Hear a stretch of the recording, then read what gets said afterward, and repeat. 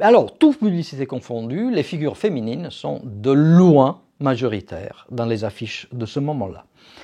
Alors, il y a beaucoup de chercheurs et chercheuses qui, un peu hâtivement, à mon avis, en ont conclu que cet art publicitaire était au fond un art d'émancipation. Au fond, lorsqu'on voit une femme et un vélo dans une publicité de 1885, moment dans lequel le vélo était considéré une sorte d'outil à stériliser les femmes. Il y a des traités médicaux qui déconseillent le vélo aux femmes, mais qui déconseillent le vélo aux femmes non pas pour des problèmes de stérilité, mais parce qu'évidemment le vélo ça se conduit tout seul, c'est une seule personne, alors c'est le moment dans lequel les femmes ne sortent pas non accompagnées. Le 19e siècle est un siècle de transformation, mais c'est un siècle extrêmement patriarcal. Et aussi vers la fin, la femme elle est reléguée au statut privé et a acquis un peu, par le théâtre, par des arts naissances comme sera le cinéma, le statut de muse. Mais en les divinisant, on les objectivise, on en crée des objets de désir. La publicité fait exactement la même démarche. C'est-à-dire que la femme est mise en avant pour des publicités qui s'adressent au fond à qui? À ceux qui ont le porte-monnaie, les hommes. La femme est et c'est pas nouveau, puisque évidemment la recette est reprise constamment par la publicité et nous ne sommes pas sortis de cette logique.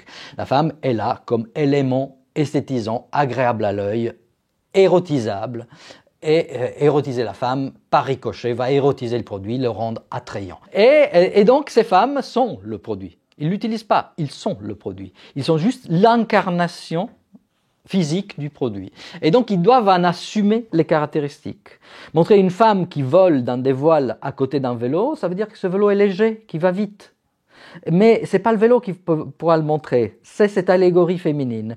Et dans ce cas, l'art nouveau n'est pas différent de ce type de représentation très classique. Regardons les publicités très célèbres, par exemple, de Moucha ou Moucha, on le prononce très différemment selon les langues, disons Moucha.